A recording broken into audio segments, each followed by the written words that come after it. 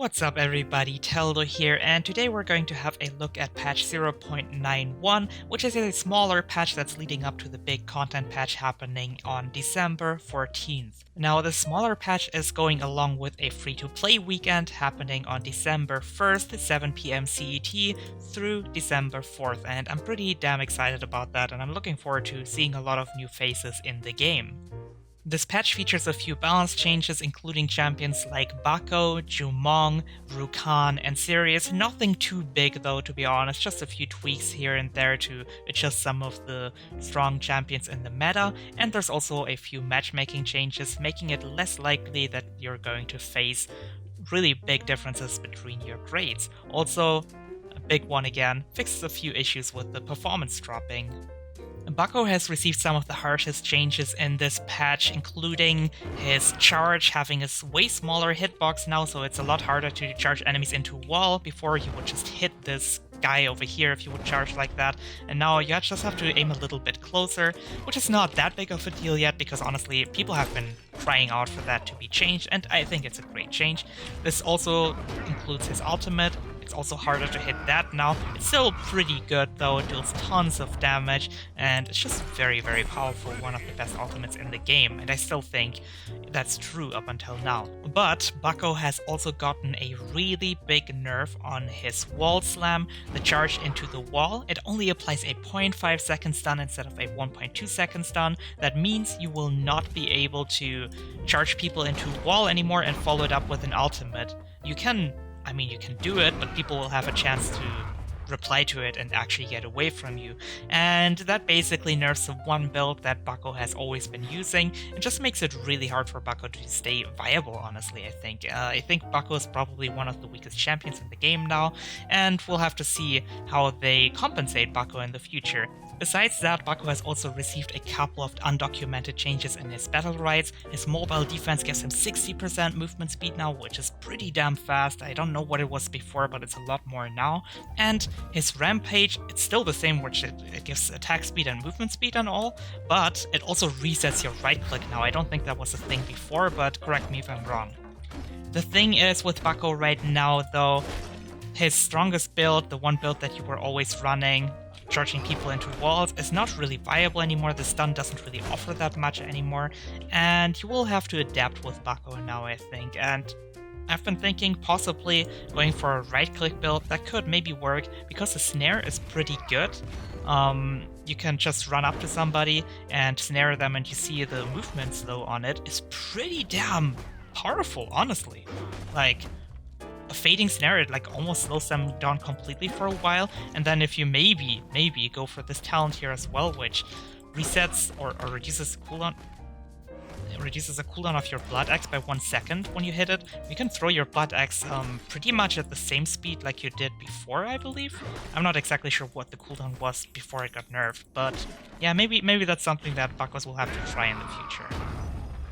Next up on the list, Jumong has received a few changes, and I'm not sure if I agree with them. His Prowl doesn't give invulnerability anymore now. It does not have immaterial status anymore. It gives you the movement speed and you can move through enemies and still apply your incapacitate on them, but this is trying to combat the crazy survivability that Jumong has had, and like his crazy evasiveness where he can just like dash around all the time, and then he still has his material and everything.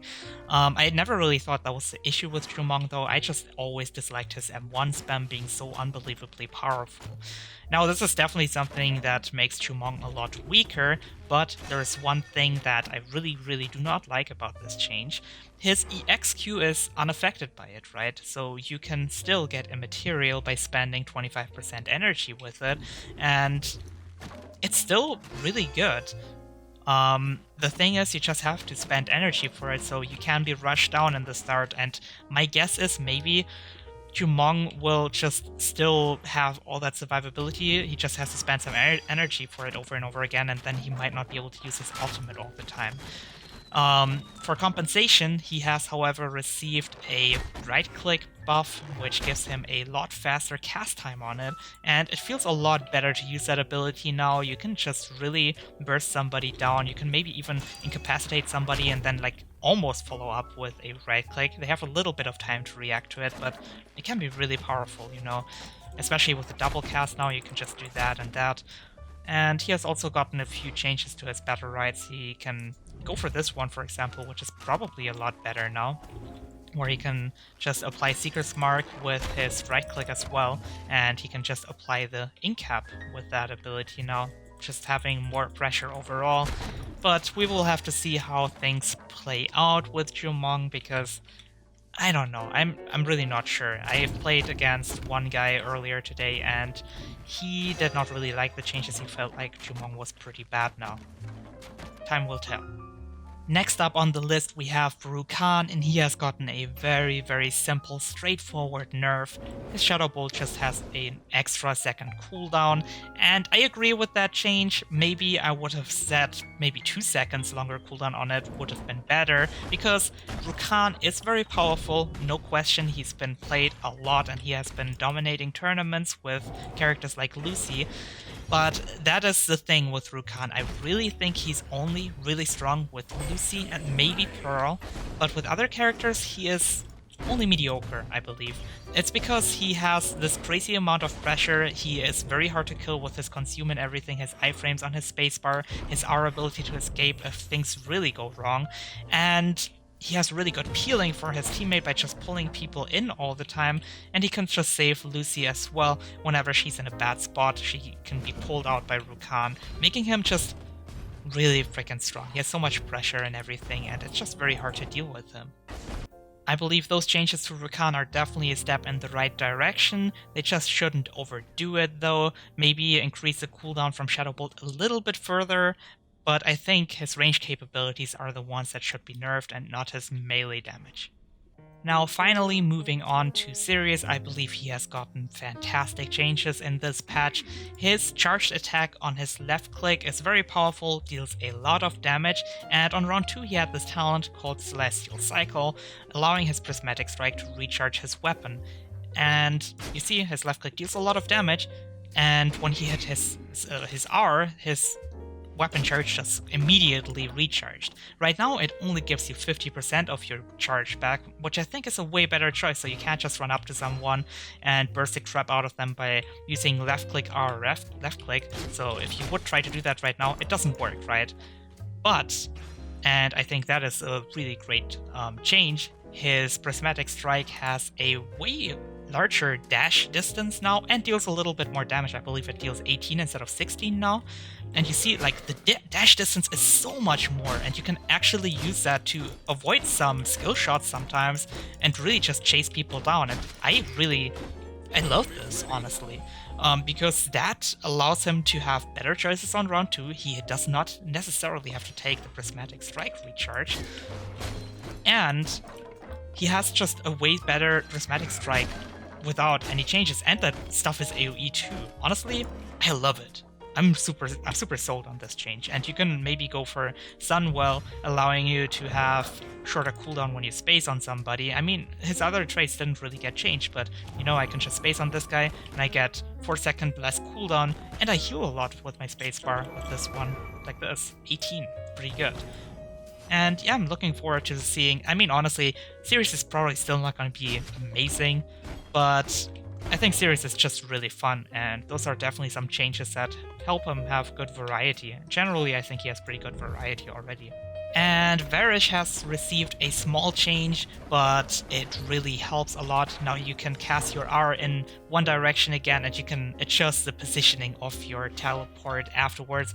With the patch before, there was like a bug where you locked in your position when you pressed it somewhere, and you just couldn't do anything about it anymore.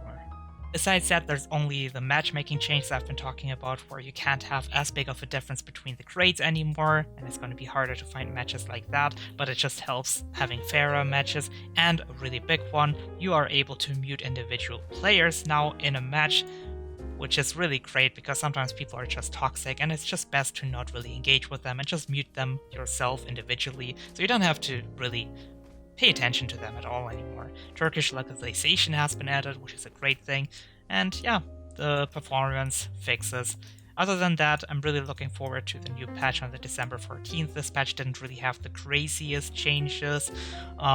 There's no real new content in this one, so I can't really wait to just have my hands on new content. Also, a quick thing that I really want to mention here is Unlocked. If someone's listening, please share some more details in your patch notes the next time, because in this one, for the changes on Bako and Jumong and whatnot, you have shared a text that explains your thought process and everything, and I think that is wonderful. I think it helps a lot to just understand what you guys changed.